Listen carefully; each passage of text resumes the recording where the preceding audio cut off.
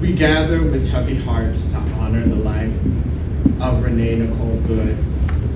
Renee's death at the hands of ICE agents marks the 9th confirmed shooting by an ICE agent since September, and just 1 week after the death of Keith Porter in California. In her words, shared by her wife, this was a woman who believed deeply in love, compassion, and community care.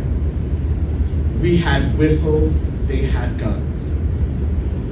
A stark reminder of the imbalance of power and the fragility of life when justice and immigration enforcement collide. At IMA Chicago, we refuse to view this, unfortunately, as an isolated incident. Renee's death underscores what queer and immigrant communities have long known. Immigration, enforcement, and LGBTQ+ rights are intertwined and inseparable. The violence of state systems, when unchecked, falls hardest on people with multiple, often marginalized identities, LGBTQ+ individuals, Black, Latina, people of color, and those navigating the fear of systemic power. The loss of Renee is felt across movements for justice, dignity, and human rights. This moment calls us to reflect on what it means to show up for one another. It is not enough to grieve, we must continue to act. I want to take a moment to speak directly to knowing your rights. If you encounter federal agents, you still have the right to organize. You have the right to refuse search of your person or your personal belongings. Document the interaction. Do not run or make sudden movements, even if you are enforcing your right to do so. Resources and trainings exist to help you and our communities as we continue on in this fight.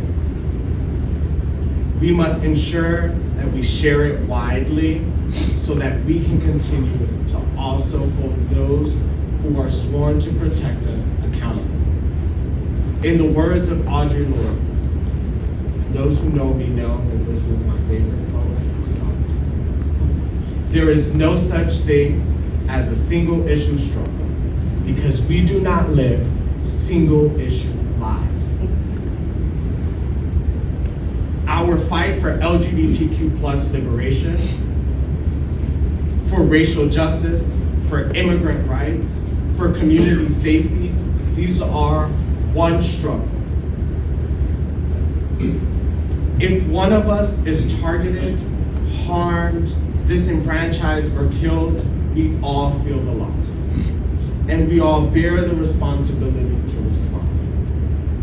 The violence that took the lives of Renee Good, Silverio Villegas Gonzalez, Keith Porter, and the at least 35 individuals who lost their lives in ICE custody since September. From their families should compel us to build stronger bridges between movements, to embrace collective support, and to ensure that no parent, no spouse, no neighbor ever stands alone in the face of state power. We honor Renee's memory not just by mourning her, but by strengthening our resolve to protect each other, to build coalitions rooted in dignity, and to pursue justice with clarity and courage. Let us commit here, today, together, to fight for a world where all of us can walk our streets without fear, where parents can hold their children close, where power answers to humanity, and where love truly guides our path forward. And so may Renee rest in peace.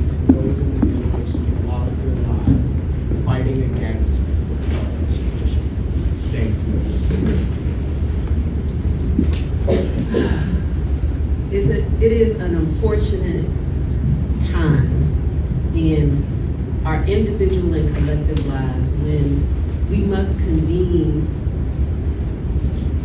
in honor and in memory of someone's tragic death. It is unfortunate that it appears that sometimes we're only able to work together to move past our differences after someone has lost their life. Don, I appreciate you for bringing us together in this pivotal moment to collectively grieve, to collectively remember, and to collectively honor the life of Renee. I hope that Renee's memory can live on in each of us, not just in this moment, but in the way that we choose to live our lives and love one another each and every day. I'm going to end by reading a poem that many of us have heard before, but it is appropriate for this time.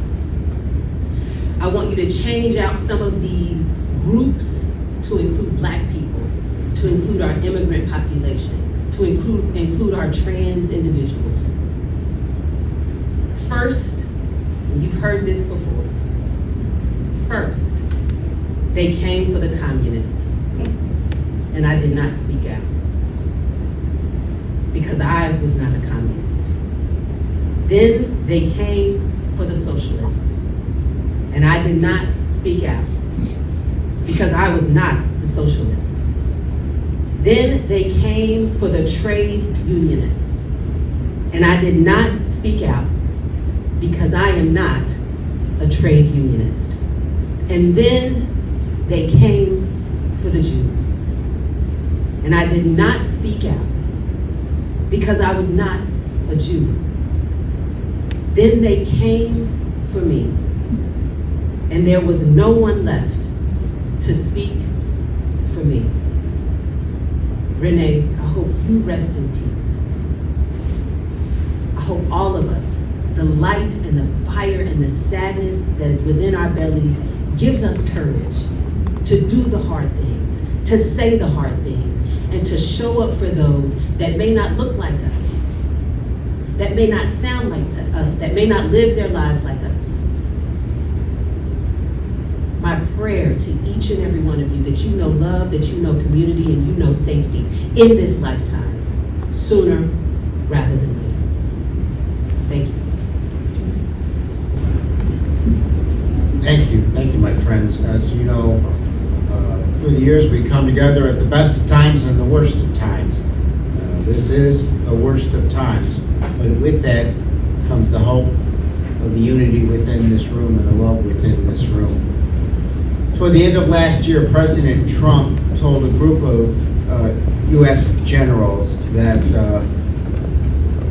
our cities are the perfect training ground for the military to be prepared to go after the enemy from within. I was asked on national TV, well, who's the enemy within?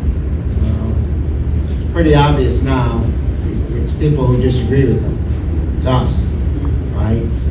So I want to say that in conjunction with the fact that I have never been more proud to live in Chicago after I witnessed the strength and the extraordinary unity that existed with Operation Midway Blitz and the communities that came together in an often polarized city to defend each other's neighbors. It's exactly what Renee was doing. 2 weeks ago, I introduced a bill, reintroduced it, 287G, right? It's the section that allows the Department of Homeland Security to deputize local police to work on the work that ICE does in the manner that they're doing it now. So that bill would repeal that measure, so they couldn't do that. After this week, it is my goal to move forward with that bill, especially when we win back the gavels, to pass that bill in honor of Renee, right? And when we talk about it, we're going to talk about her and those in our own country who gave their last full measure of devotion for the freedom and the justice that we all care so much about. So I'll close by saying the most common question I got under first 4 years under Trump and this first year, second term, is what can I do? And the short answer is just help each other, love each other, take care of each other, stay strong together. I can't tell people to put themselves in harm's way like Renee did, and many of you have and continue to do. But do something positive to help each other. It is that common bond that keeps us strong and gives us hope. We will be okay if that hope and that love remains. I'll be with you. Thank you all. God bless.